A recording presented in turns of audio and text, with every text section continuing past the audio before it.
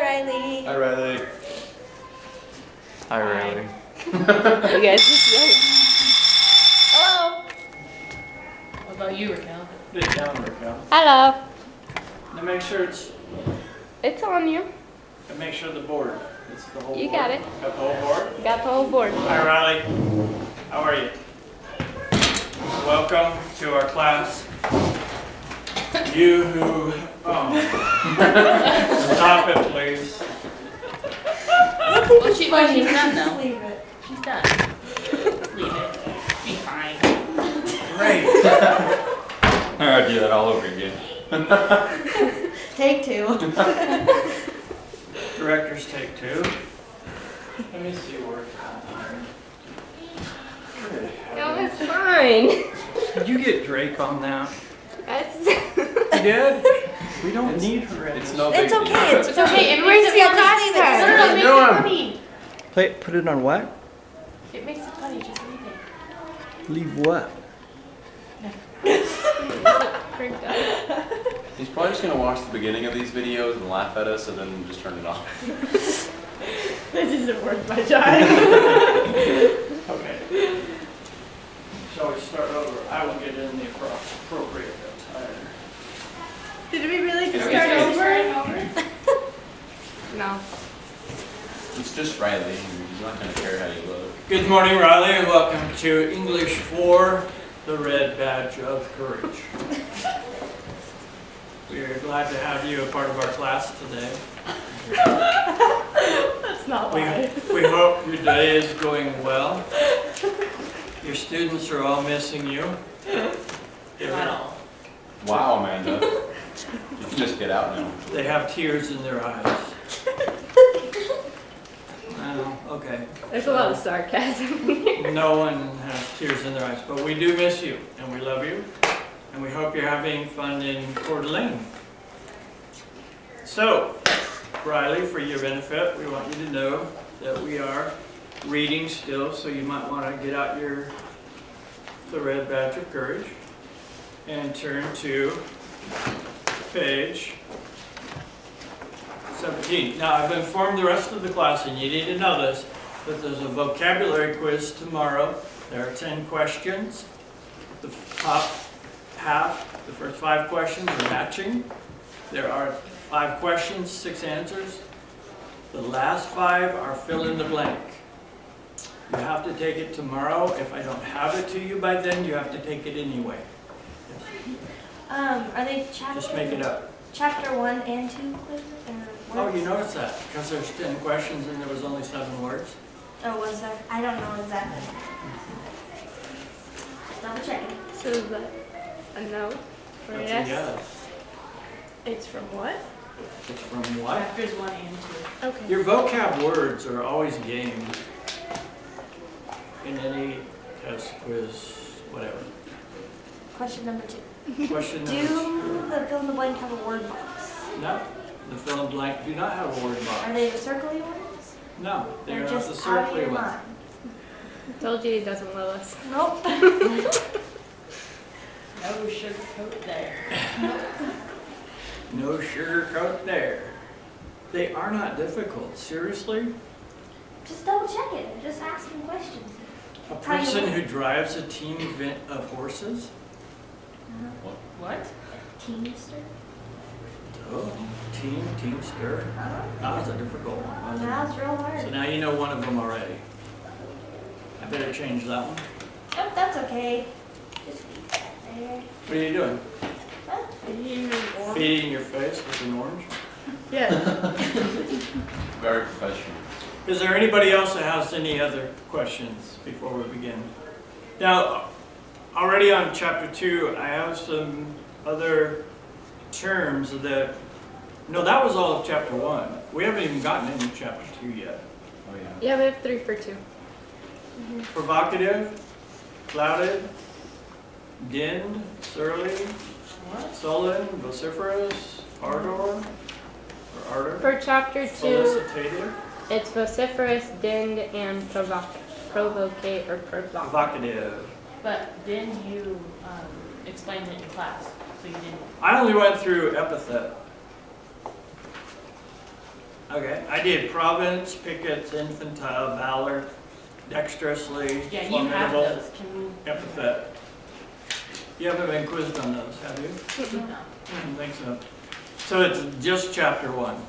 Then I take that back. Oh. because The ones in chapter 2, provocative, flouted, dinned, seductive, surly, sullen, all those. Mhm. No, those aren't there. We haven't completed chapter 2 yet. Right. We're getting close though. So Mr. Austin, I need the one I gave you turned back tomorrow. So you have that one due tomorrow and you have to prepare for the quiz. And we probably gave out words yesterday that you didn't get, or Thursday. So you better pick those up from a fellow student. And I tried. Yeah, and then I tried. And tried again. All right, we are on page 17. Who read last? Riley, Riley Goff? Riley Neff? we should have him read right now. Riley Neff or Riley Goff? Your turn then. Uh, Reading, right? So then it's got to be your turn, right? Weren't you next to him? Amber was. Amber was? No, she's still feeding her face. You should have Raquel read. I should have Raquel weed. What does that mean? I'm not sure. That's a new word. Were we the Okay, last? we're at the bottom of the page. He wished. Okay. He wished without reserve that he was at home again, making the endless rounds from the house to the barn, from the barn to the fields, from the fields to the barn, from the barn to the house. He remembered he had often cursed the brindle cow and her mates, and had sometimes flung milking stools. But from his present point of view, there was a halo of happiness about each of their heads, and he would have sacrificed all the brass buttons on the continent to have been able to return them. He told himself that he was not formed for a soldier, and he mused seriously upon the radical differences between himself and those men who are dodging imp-like around the fires. Okay, interesting paragraph. Now, what conclusion has he come to? Some of you, in answering that question, had some great insight about it. I think, was it Amber or Raquel put he was a mama's boy?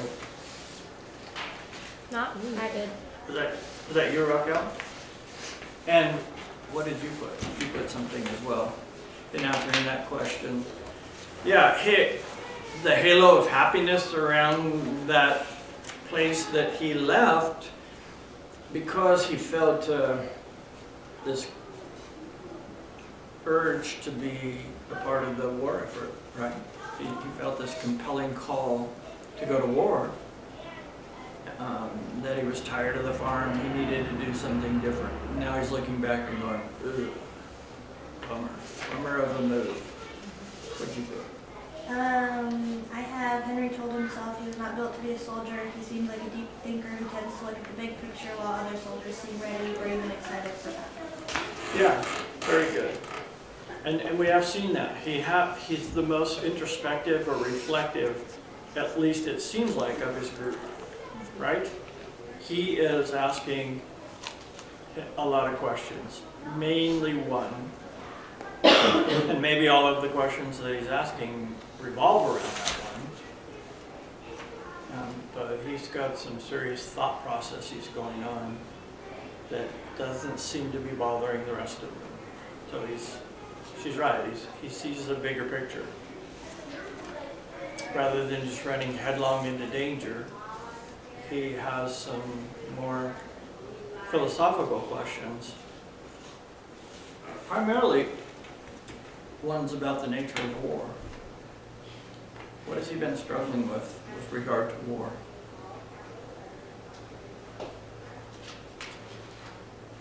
How did he envision it before going in? Romanticized. Remember the Greek-like struggle, the Homeric romantic battle, the throat grappling or grabbing or strangling event. And then he deduced that possibly society had done what?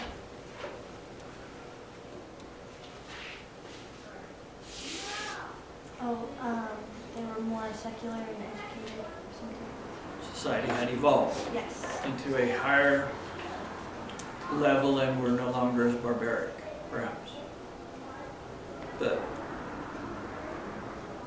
Those are philosophical questions of the nature of war. Has it changed? Has humanity evolved in his mind? So he's thinking very secular terms, not very religious terms, even though he came out of a Christian family. He's thinking in it with a very secular worldview, and he's asking, has humanity evolved to the point that the old Greek-like struggle is no longer necessary? And what is he going to find out? That's an interesting question. So what is he facing? Well, chapter 3, we just jump right into it. We are flung headlong into battle, and it's kind of exciting. All right, keep reading, please, Raquel. As he mused thus, he heard the rustle of grass, and upon turning his head, discovered the loud soldier. He called out, "Oh, Wilson!" The latter approached and looked down. "Why, hello, Henry. Is it you? What are you doing here?" "Oh, thinkin'," said the youth. The other sat down and carefully lighted his pipe. "You're getting blue, my boy. You're looking thunderin' peaked. What the dickens is wrong with you?" "Oh, nothing," said the youth. The loud soldier launched then into the subject of anticipated fight. "Oh, we've got him now," he spoke. As he spoke, his boyish face was wreathed in a gleeful smile, and his voice had an exultant ring. We know that word, exultant? I bet we don't. That's a good word. Very good word. Thank you. Okay, exultant ring.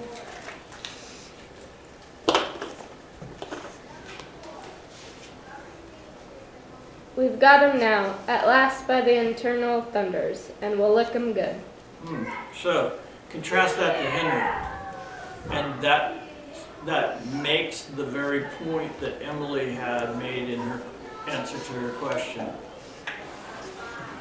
The loud soldier, he's got a boyish look around, he's wreathed. You know, like a wreath that you hang on your door at Christmas time. He's wreathed with a smile and an exultant ring to his voice. He is excited. He is going into battle. He is going to do this like a man, but he's just a boy. And he hasn't thought of the broader issues. And he's certain they're going to win him. When my little girl was, so she would have been in like she had to be higher than that, like about third grade. Third grade, she was playing soccer in Boise. And she said, Cindy and I were taking her to a soccer game one Saturday morning, and she said, I asked her, I said, "Who are you playing today, honey?" And she told me, and she said, "They're ninth graders, Daddy." And I said, "Ninth graders? You're not playing ninth graders. Are you really?" And she said, "Yeah, they're in the 6th grade." And I said, "Okay, so are they 6th graders or 9th graders?" She goes, "They're just big, Daddy." And I said, "Oh, well, is it going to be difficult?" She says, "Cincy, Dad, we'll win them." They got trumped badly by kids their same age. They just were bigger. But she had this, it doesn't matter how old they were or how big they were. She was good, and she just lit up. It was like, "Cincy, Dad, we win them." And that was always a catchphrase in our family when something would go wrong. We'd say, "Oh, Cincy, man, we'll win this." Because of Darby. She just had this, "Cincy, Dad, we'll win." Just, we gotta take them on. Childlike approach to life. It's a piece of cake. We can do this. Cakewalk. We got it. And that's basically what Wilson is doing. So in this case, in literary terms, what is Wilson to Henry? Foil. He is a foil. Exactly. So make note of that. Wilson is a foil.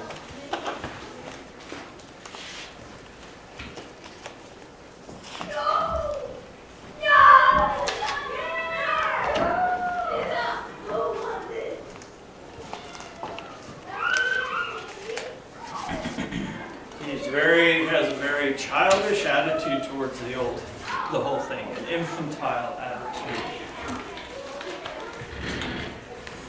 All right, Rocky, take us further.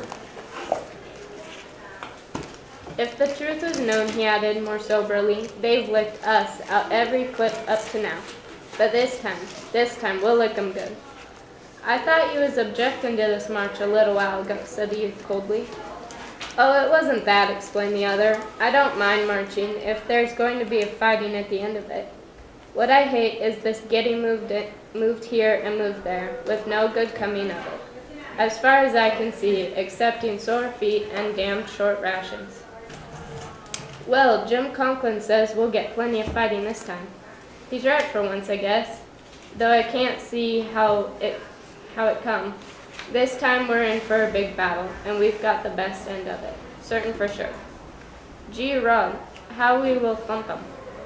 Gee, Rod, how we're gonna thump these guys? We got them. We'll win them. Cinch you, man. We got this. They're no contest. Okay, keep going. He arose and began to pace to and fro excitedly. The thrill of his enthusiasm made him walk with an elastic step.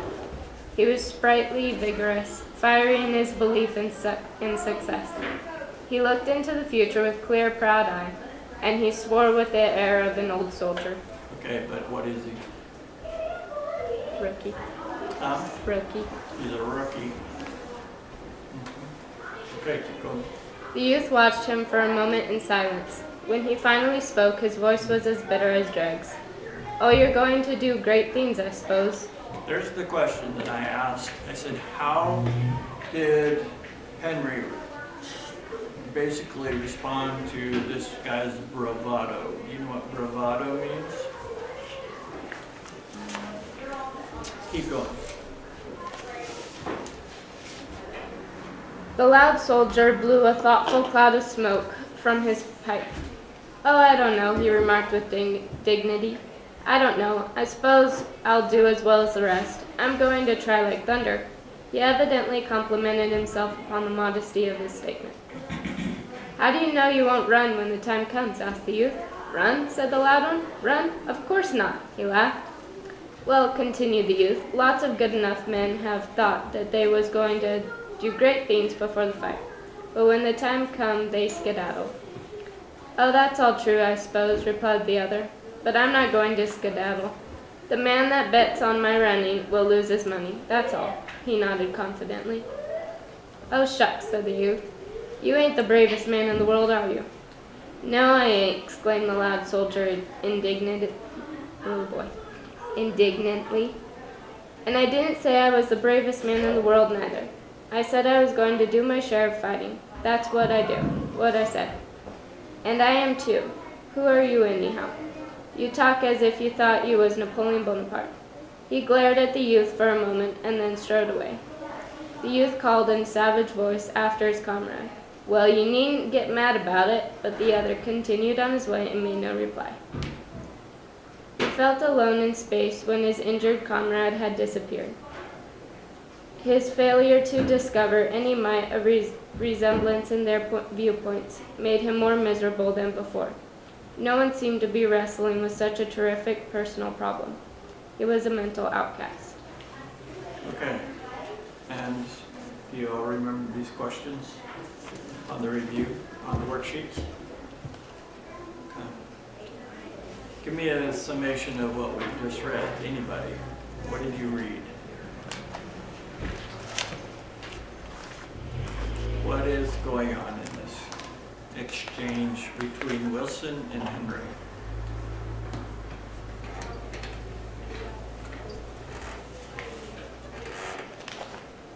He was the only one questioning himself. So he sees quickly, okay, so he was already in a thoughtful or reflective mood before this happened. So then Wilson comes along, and they have a brief exchange of ideas. And Wilson personifies who? Who is Wilson pictured as in this exchange? And we've already talked about that. But I want to hear you say it again. No, that's the literary term. How is he pictured in this?